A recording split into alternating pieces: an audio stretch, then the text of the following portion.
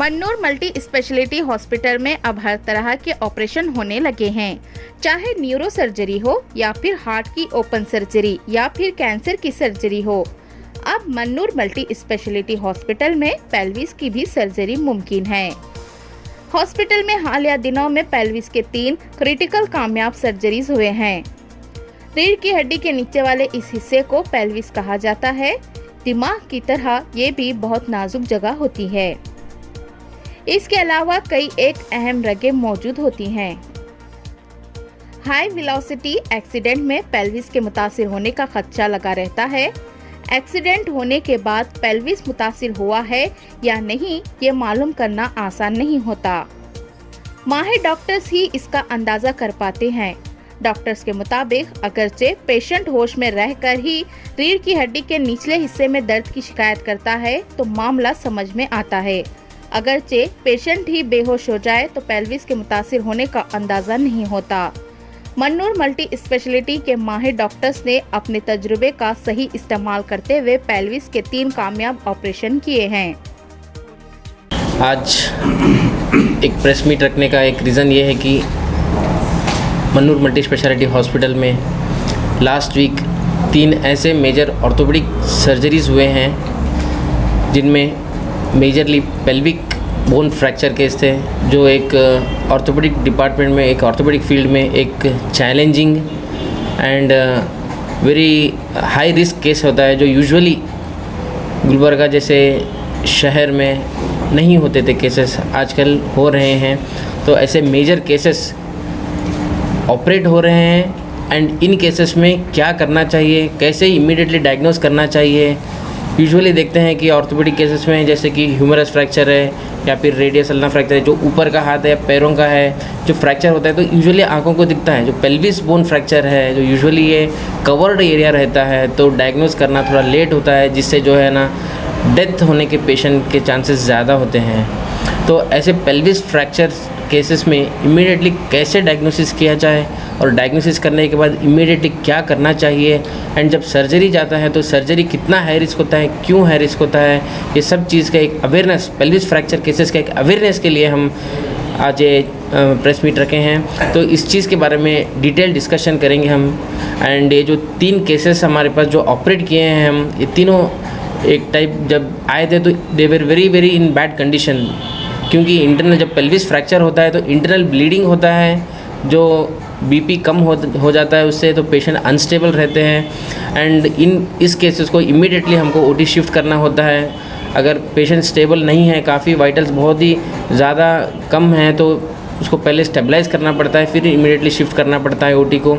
तो ऐसे तीनों केसेस ऑपरेट हुए हैं and just with in 3 to 4 days patient अभी चल रहा है अच्छे से, तो ये बहुत खुशी की बात है।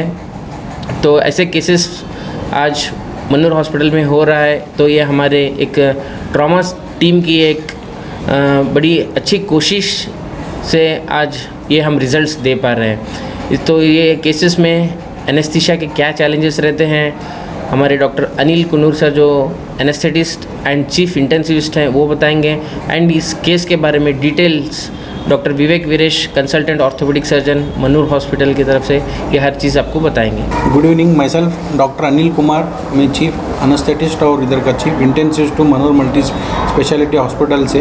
एक्चुअली ये जो पेल्विक फ्रैक्चर जो केस है, ये जो मेजर बोन है बॉडी का, एक जैसे हाथ पैर जो सर कह रहे थे हाथ पैर टूटे तो हमको एक्सटर्नली दिख के आता है। जो पेल्विक फ्रैक्चर पेशेंट जब हमारे पास जो कैजुअलिटी को आए थे, उसमें जो एक फीमेल है, जो 3rd केस है, जो फीमेल है, शी इज़ वेरी फैट, बहुत मोटी, इसमें वेल बिल्ड था, बहुत फैट होने की वजह से उनमें ऐसे चीज़ों में दिख के नहीं आता यूजुअली।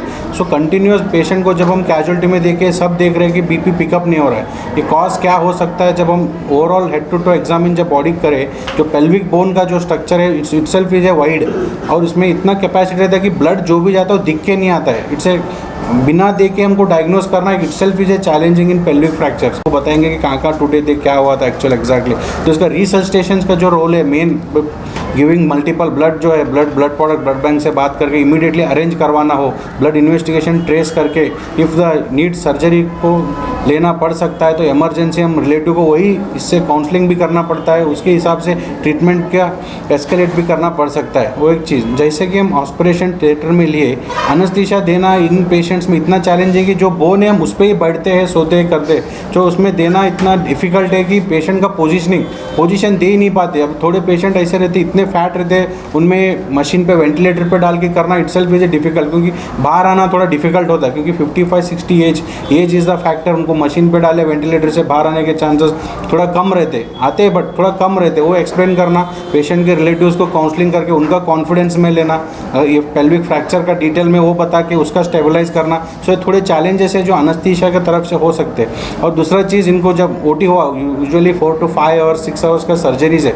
6 आवर्स में सर्जरी जब कंप्लीट हुआ पोस्ट ऑफ पेन बहुत रहता है क्योंकि इतना बड़ा बोन है, इतना ऑलरेडी एक छोटा हाथ टूटा तो इतना दर्द होता है हमको, इतना बड़ा बोन का पेन मैनेजमेंट जो आईसीयू में हम पोस्ट ऑफ करते हैं without infection escalation antibiotics higher antibiotics डाल के early physiotherapy we have to start बोल तो 3 दिन में ही पेशेंट इतना फास्टली रिकवरी हो गया है कि हम फिजियोथेरेपी भी स्टार्ट करें अभी मोबिलाइज करके व्हीलचेयर पे बैठे in the 5th day only.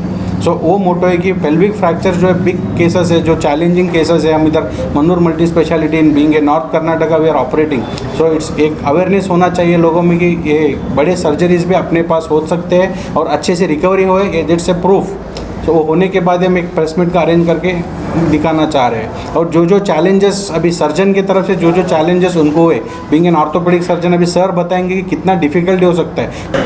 Good afternoon everyone. Myself Dr. Vivek Viresh, consultant orthopedic surgeon MS Orthopedics, Mannur multi speciality hospital.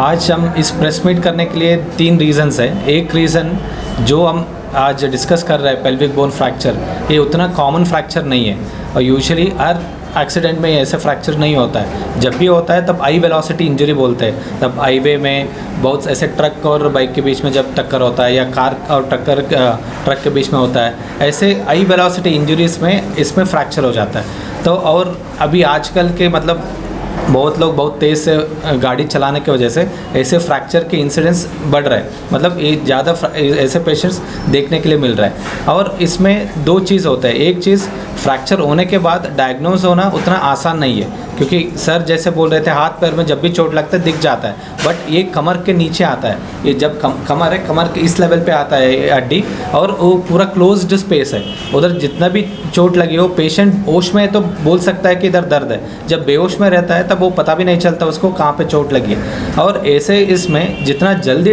हम डायग्नोस करते हैं, जितना जल्दी हमें पता चलता है उतना जल्दी उसको ठीक कर सकते हैं। और ये ऐसा फ्रैक्चर है, इसमें हम कितना लेट करेंगे उतना जल्दी पेशेंट की जान जाने का खतरा रहता है, क्योंकि ये बोन आप इधर हम इसलिए आपको समझाने के लिए मॉडल रखे। देखिए अभी हमारे बॉडी में जहाँ जहाँ बहुत इंपॉर्टेंट ऑर्गन्स है उधर ऐसे राउंड होके बन जाता है, क्योंकि अंदर के जो भी ऑर्गन्स रहता है ना उसको प्रोटेक्ट करने के लिए, बचाने के लिए। अभी ये सिर के मतलब हमारा ब्रेन बचाने के लिए हमारा जो भी स्कल है पूरा राउंड है, क्योंकि अंदर जो भी चोट लगती है ना अंदर तक नहीं पहुंचना है बोल के।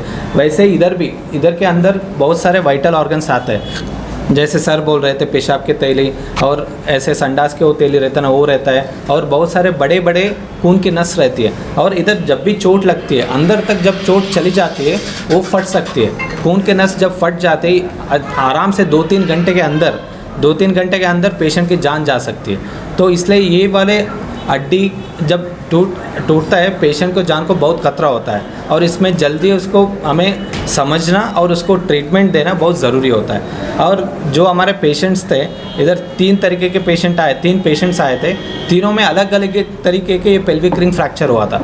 एक पेशेंट में जैसे हुआ था कि ये जो हम रिंग बता रहा हूँ मैं पेल्विक रिंग, इधर से खुल गया था, वो पूरा ओपन हो गया था और इधर से हड्डी टूटा था, जो मैं मार्क किया हो ना इधर से हड्डी टूट के ऐसे बाहर निकल गया था। उसको हम बिठा के दोनों जगह पे प्लेट डाल के बिठाना पड़ा। और दूसरे पेशेंट था उधर से एक्चुअली पूरा ये पैर से लेके इधर तक पूरा टूट गया था, उसको हम प्लेट डाल के बिठाना पड़ा। तीसरा पेशेंट में इधर जैसे मैं दिखा रहा हूँ ना ये ब्लैक मार्क, इधर से चोट लग के इसको पूरा मतलब पैर के हड्डी रहती है ना वो बाहर निकल गया था, उसको हम वापस में लेकर आके बिठा के प्लेट डालना पड़ा।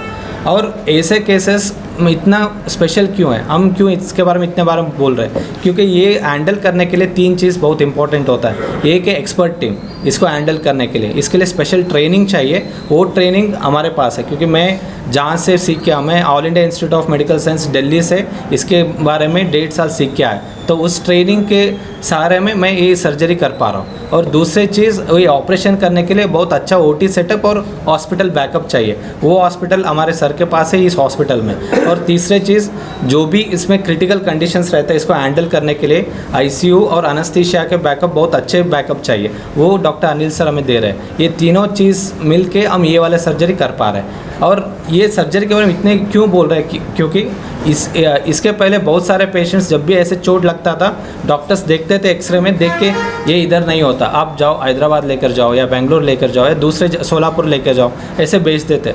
और ऐसे केसेस में उतना दूर तक जाके सर्जरी कराने तक आधे से आधे पेशेंट मर जाते थे। तो और ऐसे पेशेंट्स में कैसे, अभी जब सिर को चोट लगता है ना, जितना जल्दी आप ट्रीटमेंट देते हैं उतना जल्दी वो ठीक हो जाता है। इसमें भी वैसे है, जितना जल्दी आप ट्रीटमेंट करके ऑपरेशन करके सही करते उतना जल्दी पेशेंट बचने का चांसेस बढ़ता है। तो इसलिए मैं ये प्रेस मीट के थ्रू हम यही कन्वे करना चाह रहे हैं, हमारे कल्याण कर्नाटका में, हमारे कलबुर्गी में ऐसे वाले डिफ़िकल्ट केसेस हम हैंडल कर रहे हैं और पेशेंट को बचा रहे हैं। तो ये अवेयरनेस पेशेंट के पास लोगों तक पहुंचना है, जब भी ऐसे चोट लगता है जल्दी से जल्दी हमारे पास तक आना है ताकि उनको हम बचा सकें। Thank you. डॉक्टर साहब, क्या ये पॉसिबिलिटी बैकबोन जब टूटने से परमानेंटली मतलब डैमेज हो सकता है, आदमी चल नहीं सकता, तो ये भी पॉसिबिलिटी हो सकता है? हो सकता है। बैकबोन इसके ऊपर से आता है बैकबोन, और उसके पीछे से ही सारे पैर की नस जाती है। जब एक्चुअली बैकबोन टूटती है, वो नस कट गया था, उसके वजह से पूरा कट गया तो दोनों पैर काम करना बंद कर रहे थे। सर, घर वालों का क्या रिस्पॉन्स है पेशेंट कंडीशन ठीक होने के बाद? वो बहुत हैप्पी है, क्योंकि जब चोट लगी थी उनको मतलब पैर हिला भी नहीं पा रहे थे और कंप्लीट सुन्न हो गया था। जब ऑपरेशन के बाद वो एटलीस्ट अपने आप से बैठ पा रहे हैं, अभी व्हील चेयर में आ सक रहे, तो they are very happy. Sir, ऐसे केसेस में कितना टाइम लगता है सर? अभी जैसा बता रहे हैं 4 से 5 दिन में वो व्हील चेयर पर बैठ सक रहे हैं, नॉर्मली अगर होता है तो कितना वक्त लगता है ऐसे पेशेंट्स को क्यूर होने के लिए? क्यूर होने के लिए नॉर्मली मतलब अपने आप से वो बेड पर बैठने के लिए, ऐसे चेयर पर बैठने के लिए मिनिमम 5 डेज़ में 6 दिन में हम कर सकते हैं।